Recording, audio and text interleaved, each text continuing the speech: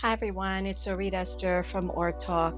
This week's Parsha, as we're going to see, this week's Parsha, next week's Parsha, Parshat Korach, all these upcoming Parshiot have some difficult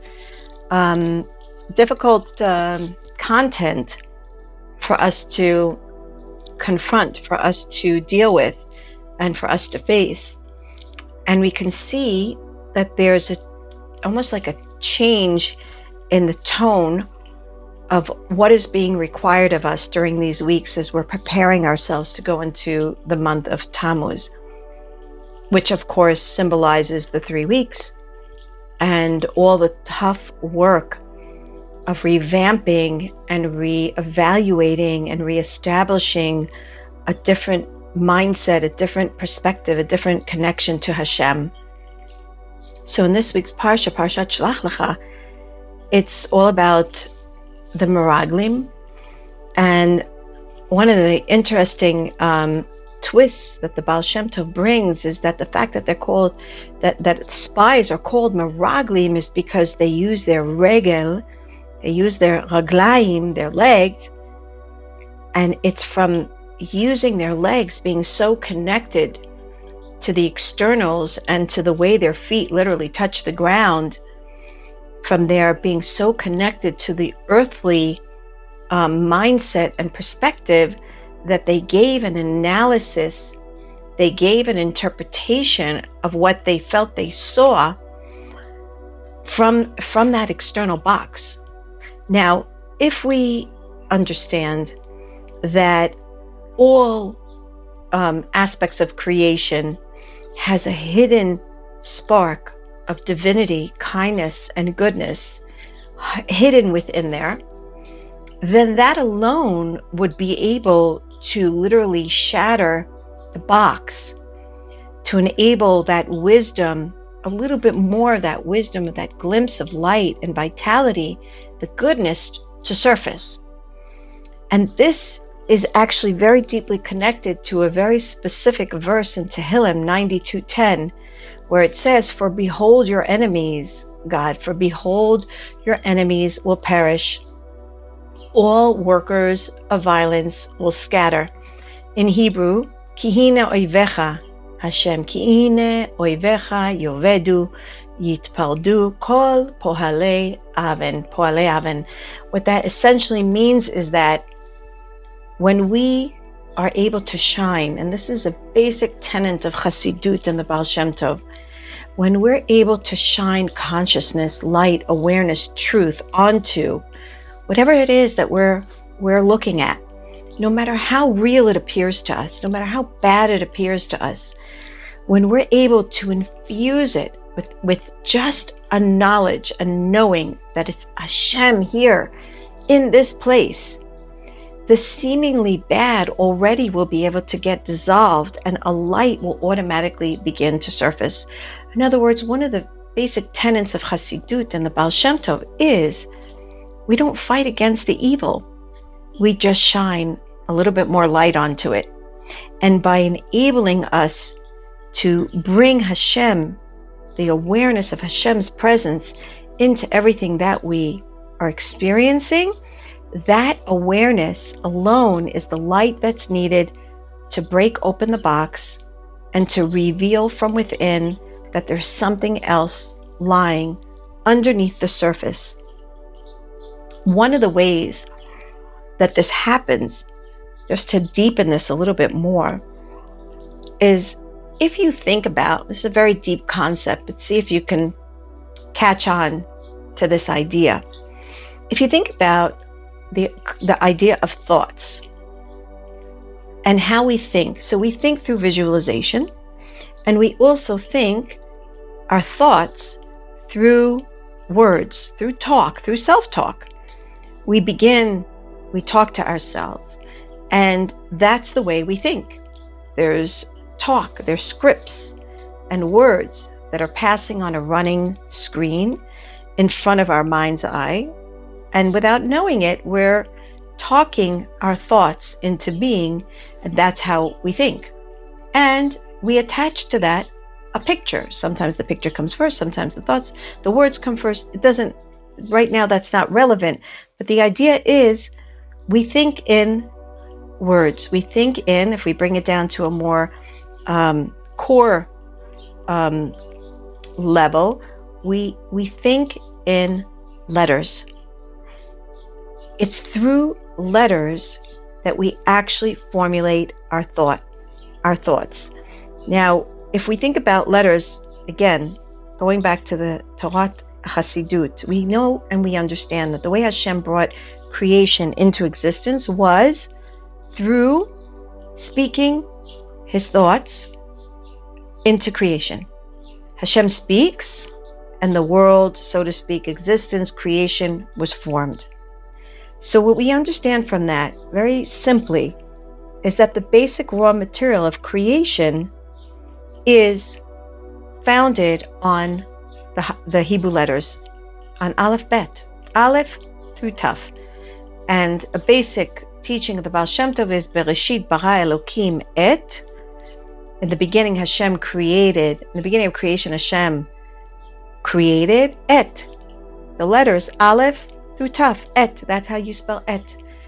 Instead of us assuming that it means et Hashemayim ve'et ha'aretz, we look at it and we sort of separate that verse and understand that Hashem created Aleph through Taf. That's the raw material of creation.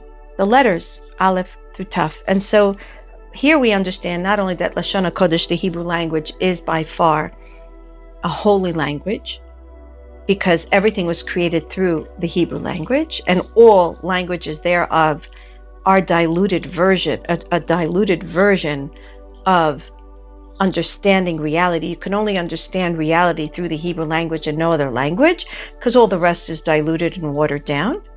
However, what we understand is that these letters are the fundamental pulsation of vital, healing, divine force and energy in the universe. Letters. And so when we think, and we're thinking in letters, that's the energy of our thoughts, we're essentially awakening the essence and core of creation. So when we think differently, when we perceive things differently through hitbonenut and deep contemplation and meditation and redirecting our attention away from the five senses, away from the chaotic mind, what happens is there's a new layer of reality that wants to be revealed, that can be revealed in our mind. Again, if we infuse into our thoughts the thought of Hashem, Kadosh Baruch Hu, Ribono Shel Olam, Hashem is in our thoughts as we're thinking through the situation, as we're viewing it, as we're attempting to analyze it and understand it.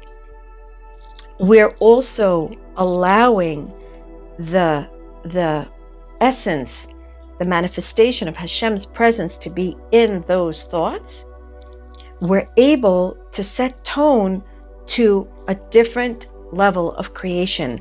Something else arises. Something else is formulated from within our thoughts by simply thinking about Hashem more so in the thought than we did before. This is something that the Meraglim and the spies unfortunately failed to do.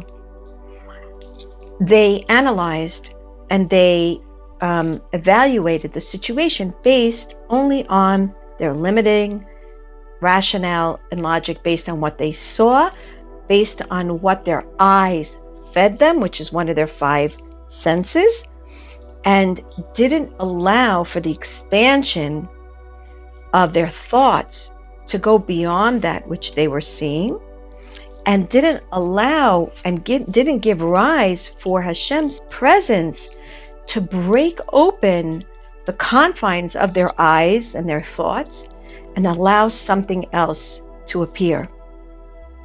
Every time that we evaluate and judge our situation based on that which our eyes feed us, we're doing the same. we unfortunately follow in the same footsteps, literally, meraglim regel, feet, legs on the ground. We do the same thing as the spies did. So from here we understand what we need to do is to use and accentuate something else besides the power of vision, and allow that to be able to also permeate part of our judgment call in terms of looking at the situation. And that's why we're basically the most beautiful prayer and the most fundamental prayer that the Jewish people are supposed to say day and night, right before we go to bed, and during the day, Shema Yisrael, because we're supposed to hear in addition to seeing, right? We're supposed to hear the oneness of Hashem in the situation and be able to see and hear Hashem in the situation.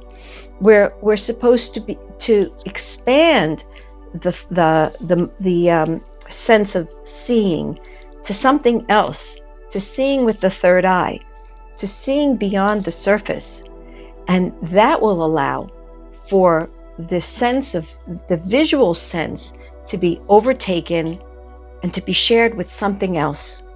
And that will rise also for us to readily be able to sense Hashem's love and His compassion and the hiddenness and the wisdom of that which Hashem wants us to extract from the situation. Because after all, everything that we witness, every, I want to say, almost enemy-like confrontation, or the feeling of being pursued or filled with anguish, even sensing, God forbid, where is my redemption here? Where's the geula? Who's going to come to my aid here? Anytime we find ourselves in that situation, right? We need to know that Hashem is pointing to us. He wants us to be able to break open the outer layer of that which we're seeing and to find Hashem Himself, that's hiding in that situation. He wants to feed us wisdom. He wants to guide us to another path. He wants to enable us to heal through that situation and get to know something deeper about ourselves, about reality that needs to be changed and that needs to be corrected and refined to better ourselves, to experience more of His goodness. There's something that needs to be broken. There's something that needs to be revealed. And again, every time we think, and that's why the Baal Shem Tov says, Shiviti Hashem lenegdi tamid. Every time we see the letters, the Yud and the Hey and the Vav and the Hey, visualize those four letters in your situation that you're facing. You're able to break open the outer shell, the klipa, and the delusion of what it appears to be. And you're able to pierce through it and cleave more to the Emuna light and the Emuna healing vital force that awaits to arise from within it. And Be'ezrat Hashem, that in of itself is the solution hidden within the problem. It's one of the things that we learn from the Baal Shem Tov is if we delve deeply into the problem, the solution is already there. Inside the problem, inside the confrontation, inside the distress, there's a solution. But if you just analyze it based on the surface, judging a book, so to speak, by its cover, then you won't be able, you'll give up on it. And you'll give up on the seeking and the searching out of something else, which essentially is a missed opportunity to find the gold, the diamond, the treasure that awaits to be given to us, that was already allotted to us from the beginning, as Hashem gave us the situation in order to find that diamond, that wisdom, that piece of advice, that guiding path that Hashem wanted to give us is already hidden inside the distress. The distress, we have to now bring Hashem's presence back into the situation and ask Him to show us the way and enlighten our eyes so that we could see what it is, that treasure that Hashem wants to give us. Be'ezrat Hashem, we will be matzliach in finding that treasure because it awaits each and every one of us. Have a wonderful day.